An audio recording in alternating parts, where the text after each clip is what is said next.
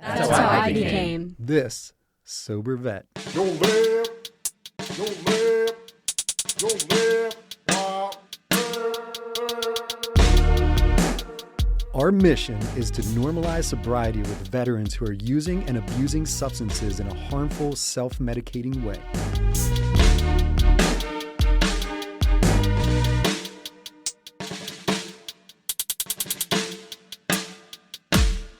Welcome. I hope you're sitting down because we are about to make history. This is the first episode of This Sober Vet. Our mission is to normalize sobriety with veterans who are abusing and using substances in a harmful, self-medicating way. So what this podcast isn't for is those who are good with having one or two drinks and can call it a night, those that don't overindulge, it's not affecting them or their loved ones in a negative way. This is more for the people who are struggling to stop. This is for the people that are affecting their loved ones in a negative way, or people are telling them like, hey man, you need to slow down. If you can just continue to listen, we are going to plant seeds that hopefully will help you on your path to sobriety. Another thing we don't want to do is we don't want to get preachy about alcohol is bad, pills are bad, marijuana is bad. If you're using these things as a tool and it's working for you, more power to you. This is for the people that are abusing and overly using these items. This is for you. So I'm actually going to start with my bio real quick. I'm from a small town in Pennsylvania called Cochranville. It has one red light in the town to this day. Nothing but cornfields, some Amish, it's very, very low key. I joined the military my senior year of high school. I was actually a class clown. I had zero direction. I viewed every classroom as an audience, so I was always on. I had my own desk in the in-school suspension room. I was on academic probation for my senior prom. I was this close to not walking the stage. I actually had to sign a document that I would not act up if I could walk the stage or graduate. The principal did not like me. They kept my picture out of the yearbook, which hurt because I sent it in on time like normal. But that just kind of showed you where I was in high school. So halfway through my senior year, my best friend came up to me and was like, dude, what are we doing when we graduate? And I was like, I don't know, going to college. And he's like, you don't have the grades for that. He was like, I've been talking to an Army recruiter. He says that we could join in something called the Buddy Program, and we could go to our boot camp together and then our first duty station together. I'm like, all right, dude, I got your back. Let's do it. So then we signed up in something called the Delayed Entry Program. December of our senior year, we signed the paperwork. We weren't leaving until August after we graduated. So come August, it was actually 2 weeks before we were supposed to leave. I get a call from my friend and he says, yo, bro, I'm not going. I'm like, what do you mean you're not going? He was like, oh, my grandmother's sick. And I feel like I should stay with her. And he had said something like that. So I'm like, dude, this was your idea. Like, this wasn't even on my radar. And yeah, he got a lawyer and got out of it. So I was like, I already told everybody I was going in. I did my senior project on it. So being a man of my word, I went in solo. I joined in 2000, like I said, halfway through my senior year, did boot camp at Fort Sill, Lawton, Oklahoma, did my AIT, which is Advanced Individual Training at Fort Bliss in El Paso, Texas. That's where I learned to work with the Patriot missile system. I was a 14 Tango operator maintainer. And actually, I graduated as an honor grad. It was the first time in my life my dad kept telling me, Joe, you're so smart, just apply yourself. So my tactic was I was going to try my best to prove to my dad I was dumb. Like, Dad, see, look, I barely made it. Well, come to find out I was an honor grad. So I was like, man, my dad was right. I should have listened to him earlier. A couple months after that, 9/11 happened. We deployed, went to Qatar, Kuwait. We first set up outside of Doha in a place called Ras Laffan. We were protecting Central Command from any incoming tactical ballistic missiles or Scuds. And then as Third ID was moving in on Baghdad, the air threat was diminishing. So we loaded our equipment on this really cool boat, went up the Gulf and placed right outside of Kuwait City for a while. Once Third ID took over Baghdad, the air threat was diminished. So then we sent all of our equipment home. We pulled a couple details locally. I actually got stop loss. I originally joined for 3 years. While we were deployed, my ETS date came up, and they kept me in an additional 10 months, needs of the government, because we were still at war. But in 2004, we came back. I decided to get my honorable discharge. They wanted me to re-enlist. They were tempting me with, if you re-enlist, we'll send you to Germany, which I kind of wanted to do. But part of me was like, you know what? I just survived the war. I came back with my sanity and all my limbs. Me and Uncle Sam are square. So I got an honorable discharge in 2004, and that's basically my military career. So Now I want to tell you how this podcast came to be. I own a veteran-owned and operated franchise called J-Dog Junk Removal, and part of my business is we do these really fun videos, just making fun of ourselves and just cool items we pick up on jobs, just to kind of gain traction and more business. Well, I would always get these ideas when I would go for walks in the woods. I'm a Capricorn, it's an earth sign. For some reason, when I'm in the forest, things just flow. I get all these ideas. Well, 2.5 years ago, when I quit drinking, I decided to have a celebration of sobriety every Saturday morning when my schedule will allow it. So I would do these ruck marches. I found a ruck pack on a job, and I was like, you know what? When I was hungover, I would never want to do these ruck marches. So as a celebration of sobriety, I'm waking up every Saturday morning when my schedule allows it, and I'm going to do 4 or 5 miles in the woods just because I can. So I do these ruck marches, hoping for inspiration to help my business or whatever. Literally a year and a half, zero inspiration on videos. And I'm like, what is happening? Like, here I am sober. I'm trying to do the right thing. Now I have zero inspiration. So I challenged God one day. I got fed up and I was like, God, I really enjoy doing these videos. If that's not your plan for me, what is? Use me. I'm sober. I'm able. Use me. I turned this one corner I did 20 million times. And in my head, clear as day, I heard this sober vet. I was like, this sober vet? I was like, what is that? And I'm like, is that like a podcast? And I'm like, interesting. I could kind of tell other vets my journey in hopes to inspire them to be like me and enjoy sobriety. And I just wanted to start a conversation to normalize sobriety in vets, because a lot of us self-medicate, we overdrink, we use pills, whatever it may be. We were taught to suck it up and deal with it, and a lot of people just use that to self-medicate. So I came home on fire. I was talking to my wife. I'm like, listen, God talked to me. He told me about this sober vet. I'm just going to go. And she's like, whoa, whoa, whoa. Like, that's pretty cool, but you need a therapist on there too, because you're just coming with your experience. You need someone that has diplomas and the knowledge to back this. And I was like, actually, you're right. That's not a bad idea. So then I started reaching out to my network, which I thought was pretty big. I could not find a vet who was also a therapist. So I'm like, I had this idea that God gave me. I know I need to make this work. And so I'm just racking my brain. And then I'm like, you know what? Sergeant Thomas, who's a female that I deployed with, is an active therapist. So I reached out to Sergeant Thomas to see if she would be interested. Thank goodness she was on board. So I would like to introduce our co-host, Sergeant Teresa Thomas, also known as Dr. T. Welcome, Dr. T. Hey, Joe, thank you so much for the introduction. It's so awesome to know a little bit more about you, because I didn't know that was your background. I didn't know that you came from such a small town. Absolutely. Yeah. Actually, funny story. I got smoked when we first got to the duty station. Remember Sergeant Mason, our platoon sergeant? Yes, yes. So we were sitting in the quad smoking cigarettes before formation. It was just before Christmas Exodus. Uh-huh. Sergeant Mason comes out. He's like, where's Yurick? I was like, hold on, Sergeant. I run up. He's like, beat your face. So I started doing push-ups. I'm like, what did I do? He's like, you don't want to go home, do you? And I was like, what are you talking about? He has my leave form in his hand. And he said, what is this? Fags, Manor Road, Cochranville, PA. You messing with me, boy? I was like, no, Sergeant. I was like, that's my address. So my roommate, Neff, he had to run up and get my driver's license. He brought it down, Yes. handed it to Sergeant Mason. Sergeant Mason looked at it and was like, recover, threw my license and walked away. I was like, damn, I don't even get an apology. I just got smoked for my address. Nothing. That's crazy. That's you can't make this crazy. stuff up. That is too funny. Well, yes, this is pretty awesome for us to reconnect in this way. Myself, I'm actually also from a small town in Texas, a place called Temple, Texas, home of the Temple Wildcats. Okay. Yeah, we won state one of those years there. A couple of Nice. years we won state in football. As you know, Texas is a football state, so that's a big deal. And I joined the military after high school myself, right? And did some years there in the Army as a 92 Alpha, which at that time was with supply and logistics. So I did that while I was in the military. I joined because I needed money for college, right? So that was my idea, was to go in and get some money for college and to get out. But I stayed longer than I thought I would. But after that deployment that we went on, now I did deploy to Bosnia and Croatia. I spent some time over in Germany. But after our deployment, I think that did it for me. Hmm. I said enough myself after that deployment.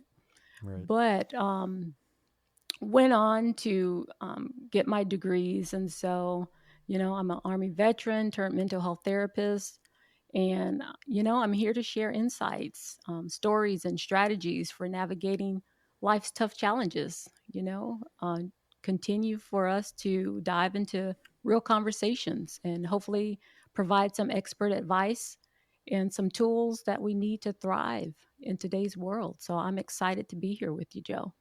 And that's a beautiful thing because we are here to normalize sobriety in veterans. That's the Yes. conversation I've never heard. So I'm excited to bring that to the table. I'm Yeah. excited to have you with me. So if you don't mind, I'm actually just going to jump right into my story with alcohol. Let's go for it. Cool. All right. So my drinking began pretty much senior year in high school. I had a connect that would get me alcohol. So I was a cool guy showing up to parties with stuff.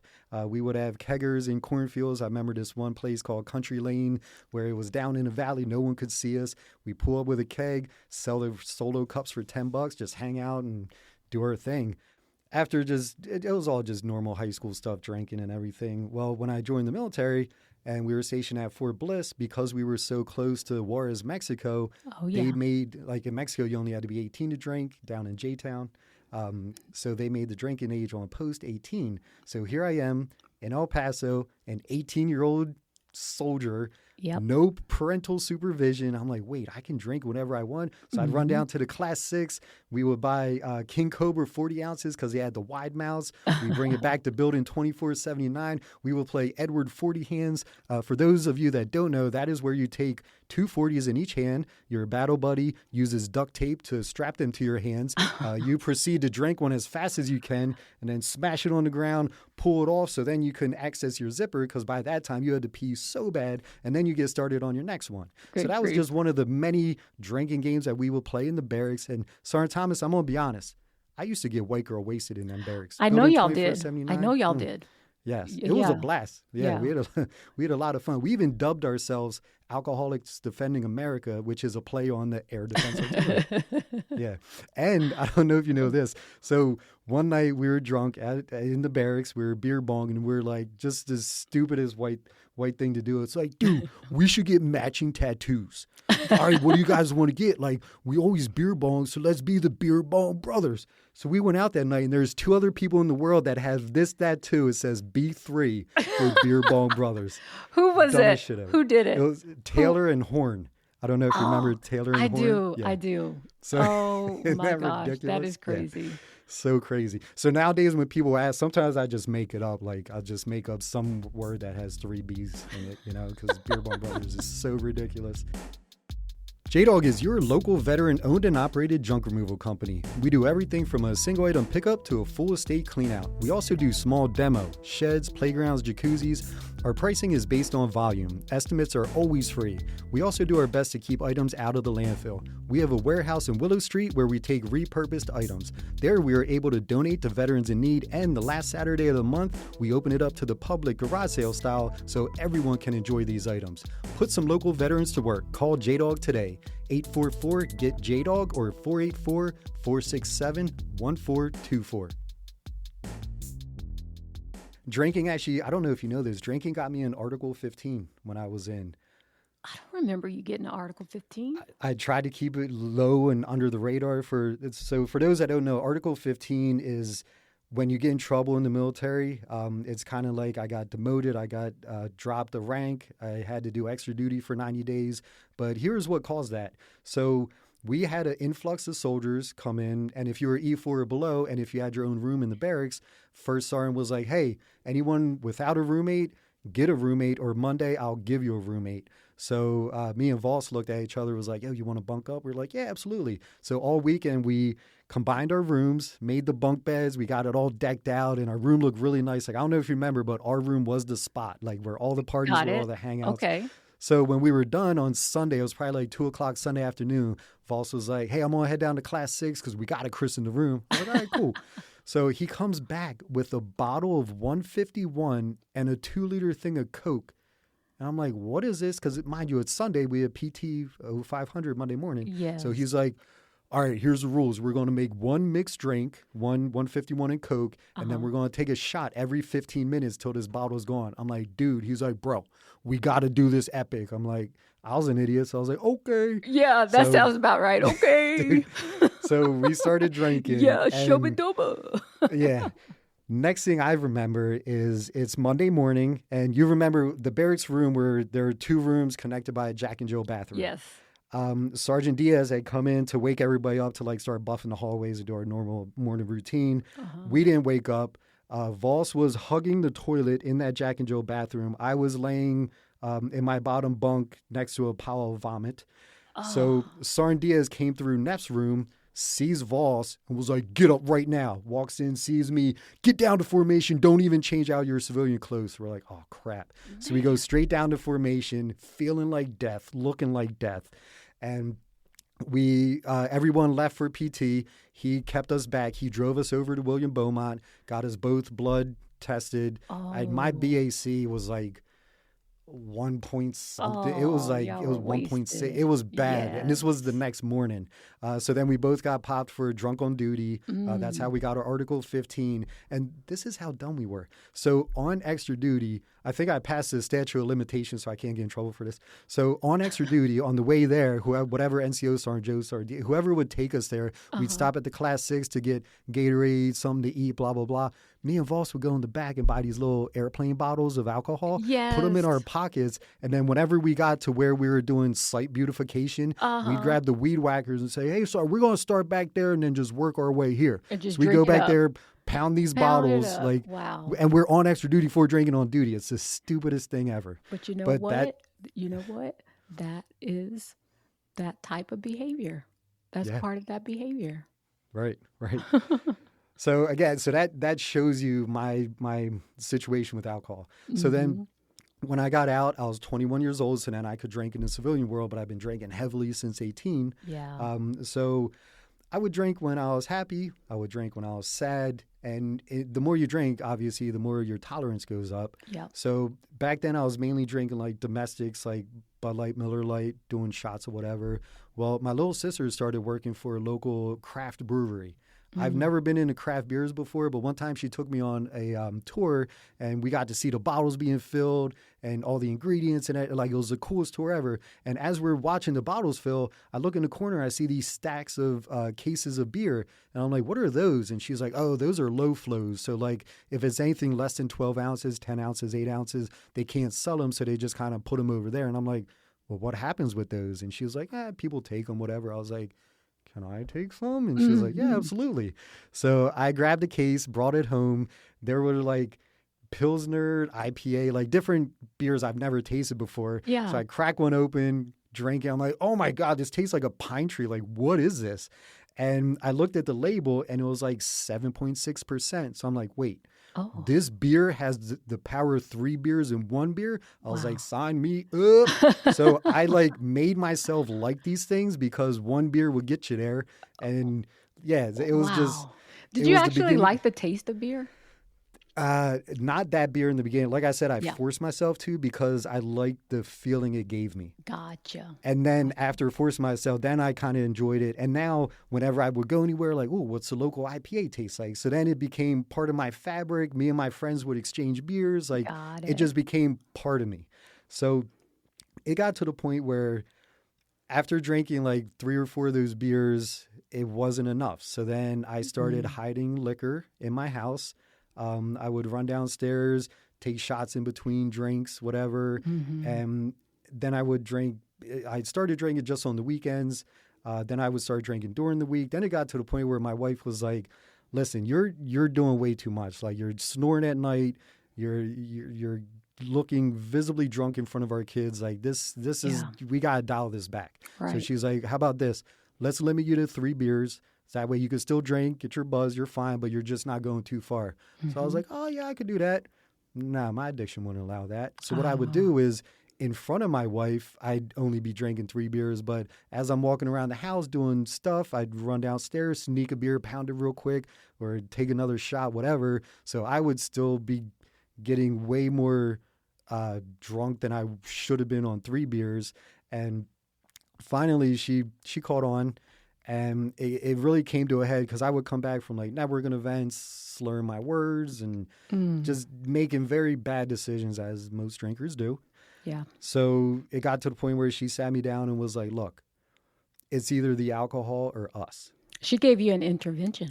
She gave me a very real ultimatum, and it shocked me to my core because I'm a child of divorce. I told my wife when we got married, I never want to get a divorce because I know that through the eyes of a child, and it sucks. I mean, Christmas was cool because you got double presents, but everything else was horrible. Yeah. So when she kind of brought that to me, I was like, wow, like I obviously have a problem to the point where this woman who I love and pursued doesn't even want to be with me because in her words, she said, I feel like I'm married to two men.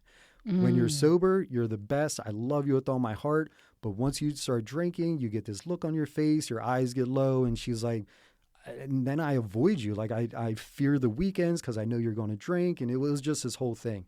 So I was like, all right, I'll quit for 6 months and then I'll reassess at the end of the 6 months and just see where I'm at. Cold turkey. That was the hardest thing I've ever done in my life. Like just beyond difficult. Tell me more about that, Joe. Tell me more because you went cold turkey. I did, yes. And I was using it to numb myself because I'm a business owner. I'm a father. Like there's so many things that cause stress in my life. And even the job is hard because we do like hoarder clean out. So like just imagine the most disgusting hoarder clean out. The smells in there. Like it's a really difficult job. So I would always use alcohol as my, at least on Friday, I get to have a drink. Like this doesn't matter. I just got to make it through today. I'll get to Friday, blah, blah, blah. Right. So I always used it as a trophy. I used it as a finish line. I used it as a goal. So now that goal is gone. So now when I'm dealing with stress, when I'm dealing with these difficult situations, I had to man up and face it. And it was tough. Like then my emotions got crazy out of control. Like we would watch family movies and they look over, Dad's crying again, but Dad never cries. What is going on? I'm like watching a Disney movie, like, like, yeah, it's like embarrassing. I couldn't control my emotions. So it's okay for a man to cry. It is. I'm realizing that now, but I was totally embarrassed in the beginning. And it was weird. I lost all my confidence when I quit drinking. I had to like kind of rebuild myself. So my wife was like, you need a therapist. So I reached out to a male therapist. I went to him like 3 or 4 times. He gave me a lot of good tools.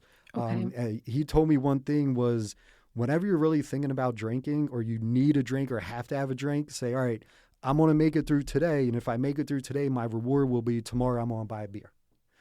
So just that mentality of making it through today, tomorrow's beer never came, but it got me through that day. Gotcha. And again, that I had to rely on that a lot. I relied on my faith a lot.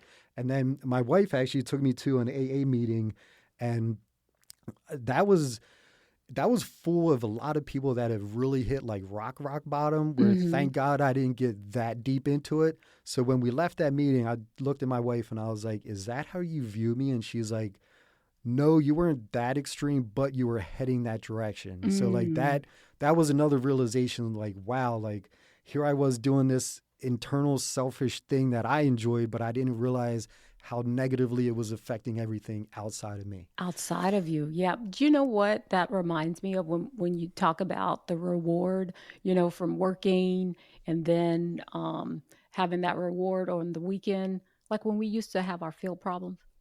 Our field exercises, right? And then everyone's like, yeah, well, heck, were y'all drinking during the field exercises too? No, we never got that ballsy because I didn't want to get caught because it'd be hard to hide it out there. It'd be a little hard to hide it. Yeah. But the anticipation of coming back from the field and being able to drink until you drop, right? Yes, absolutely. Yep. And my goal was to be the last one awake because we would do some foul shit to the people that passed out first. Who passed out first? Yes. So my goal was always to be the last one up, no matter if I had to puke and rally, whatever I had to do. Yeah. I would be the last one up. But again, that built my tolerance. So back to the sober journey. Yeah. After the 6 months, I made it through because my wife is a complete rock. She was there for me through all the up and downs, all the emotional turmoil, because I would get angry, I would get frustrated because now what I used as a Band-Aid before I didn't have. So now I'm like a child with with nothing, and I'm like throwing tantrums. Like, I was being very difficult. Thank God she was a rock. We held on to our faith. We go to church and everything. So after 6 months, I reassessed. I looked at every aspect of my life. The only thing that I was missing was selfishness. I was missing the buzz. I was missing the social aspect of it. That's all I was missing. Okay. Everything else was better. My health, I lost 60 pounds. I weighed 250 at my peak. Wow. Now I'm hovering around like 190. Okay. So that was amazing. My sleep got way better because before I would snore, keeping my wife up. I'd wake up in the middle of the night, have to pee, then couldn't go back to sleep. Like, my sleep was horrible. My relationships with my kids, with people at work, with my network, just everything was better because now I'm remembering conversations. I'm not like going ghost when people are like, oh, no, remember this? And I'm like, what are you talking about? Like, dude, we had like an hour-long conversation. I'm like, I don't remember that at all. Yeah. But now I remember things. My money. I actually had money in my pocket. Whereas before, whenever I had like tips from customers, I'm like, whoop, whoop, I'm going to buy some double IPAs. No, but now you got money in the bank. Dude, yes. And it's a beautiful thing. I was like, I cannot believe I'm like hoarding money now. I had like stacks of cash. I'm like, this is a beautiful thing. So now, like, so then I would start rewarding myself. So with that stack of cash, I got a new system in my car, subwoofer, amp, all that. I'm like, yeah, you know what? Instead of drinking it and pissing it out, I'm going to enjoy this every day. Yes. So that kind of started being part of my motivation to stay sober. Like, I earned this and I want to keep this because I know, I know if I started drinking again, I would lose everything. So I decided with my wife, let's do another 6 months.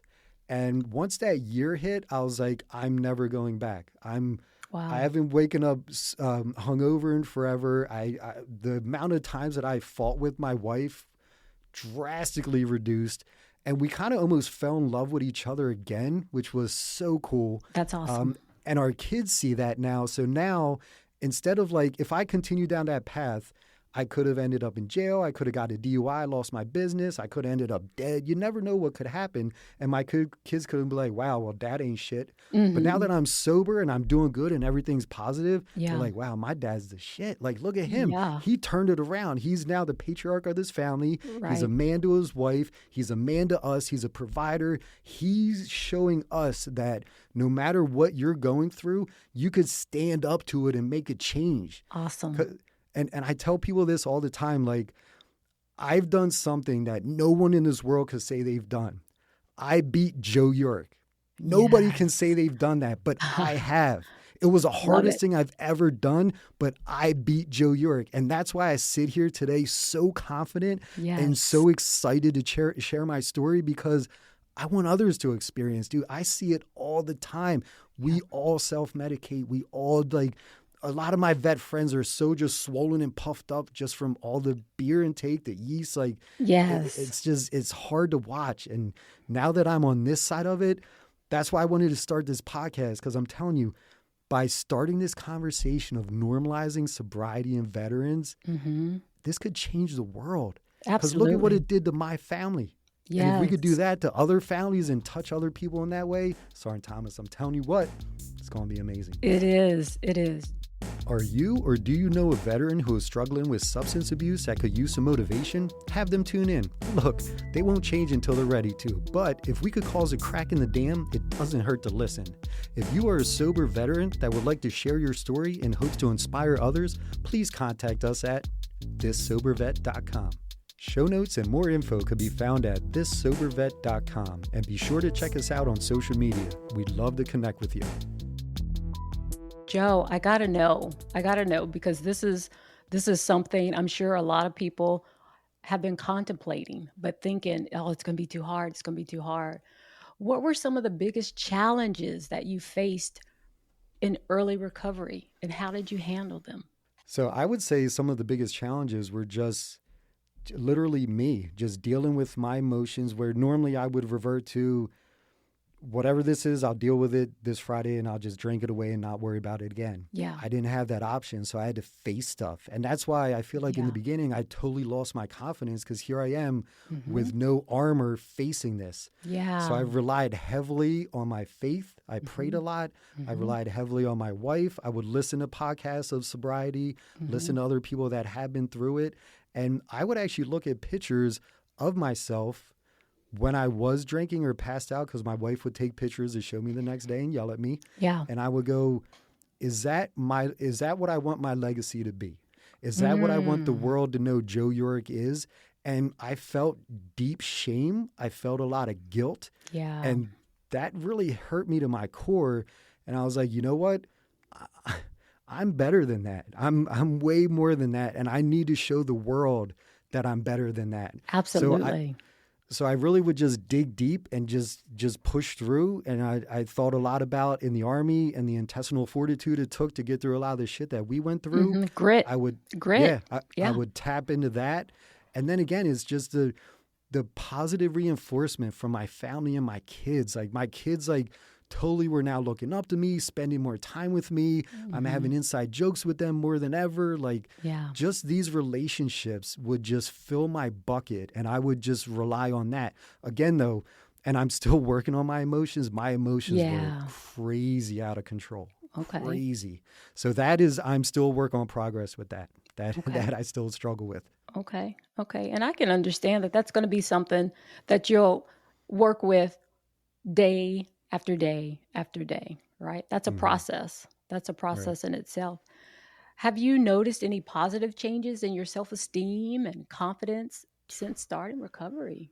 Sergeant Thomas, in the beginning, like I said, it was an uphill battle, but I'm 2.5 years into it. And I would say around the 2-year mark, my confidence exploded because I beat Joe Yurick. I faced every one of my fears head on, got through it. And as I would get through these, I'm like, oh, if I can make it through that, I can make it through this. Another difficult thing happens. Like, all right, let me march right into this. I walked right into the line of fire, came out flawless. And I'm like, wow. So now every problem I have, instead of avoiding it, instead of walking around it, instead of ignoring it, I face it head on. I conquer it. And I go, what's next? What you got? And because of that, dude, my confidence is over 100%. It is ridiculous right now. And that's why I felt this was the time to do exactly what we're doing. Because 2 years ago, I would have been like, sobriety is hard, but I'm doing it, you know? But now, like, I don't know if you can hear it in my voice. I am on fire for this. And I want other people to feel what I'm feeling. And it's tough. And I know no one's going to do it when you tell them to. My wife wanted me to stop for years. Like we've had this issue literally a decade, and she put up with it until she couldn't anymore. Yeah. So it's you just thinking back, right? Just thinking back. I'm thinking back to you as a young soldier and me as an NCO trying to tell my troops, y'all need to cut back on that alcohol. And y'all just kind of look at me and just laugh. Like, man, exactly. Sergeant Thomas. Did you hear Sergeant Thomas? She told us to drink more tonight. Yeah. Like, no, we didn't want to hear it. But like what I would do is I would be scrolling through Facebook and I would see people talking about sobriety and really hitting hard facts. And I go, ouch. Like I knew what I was doing was wrong. I just knew it. And seeing these videos would kind of like plant a seed. And I'm like, I can't do that yet. But he's right. What this man is saying is right. Everything he's saying is right. So when my wife finally gave me that ultimatum, and I've been praying for a while, I've been praying for the strength to be able to quit one day. And it was always like future. It wasn't now. Right. But when my wife hit me with that, I was like, this is now. This is it. This is my sign that I need to stop. And actually, so years prior, probably 6 years ago, I remember one Sunday we were at church and we have this new pastor, Pastor Amy, who I absolutely love because she came from addiction. She was addicted to, I believe, meth for a while. Okay. Completely turned her life around. Yeah.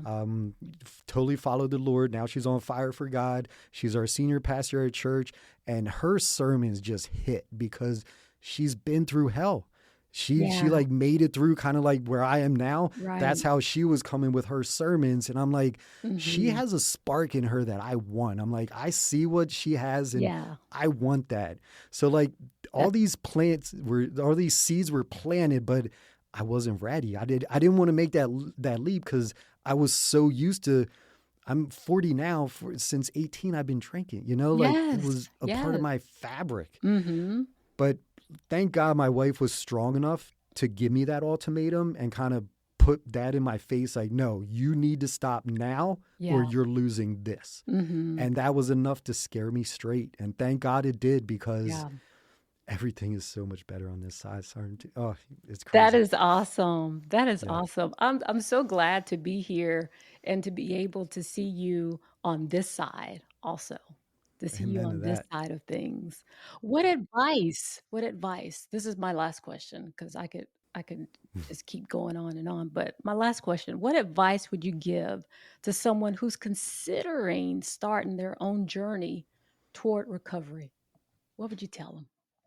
I would say be prepared. It's not going to be easy, Yeah. but it's so worth it. You need to find a support system because if you do it solely on your own, more than likely you'll fail because it's Mhm. going to be that difficult. So whether it's your church, whether it's AA, whether it's a networking group, your brother, your sister, your mom, your uncle, find a support system that you could lean on when times get tough because there'll be a lot of tough times and you need to look outside yourself to be able to get the strength to move on.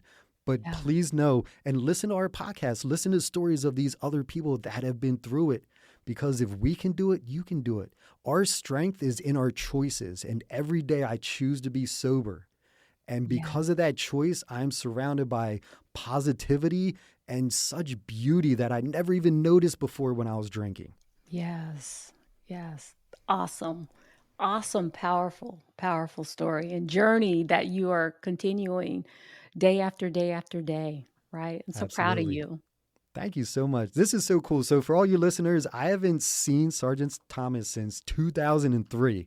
So, Yes. we've had like a couple of brief phone conversations just talking about this, but I didn't want to talk too much because I wanted this to be as organic as possible. Yeah. And this has been a complete joy. Like I can't wait to see because moving forward, it's going to be Sergeant Thomas and myself interviewing people that have gone through their sober journey. But I Mhm. wanted to start with mine because how can I expect our guests to open up and be vulnerable if I didn't first? So, this is me telling my story of vulnerability to show you that on the other side, it is so much better if you get through it. Yes. Absolutely. I love it. My name is Joe Yurick, and that's how I became this sober vet.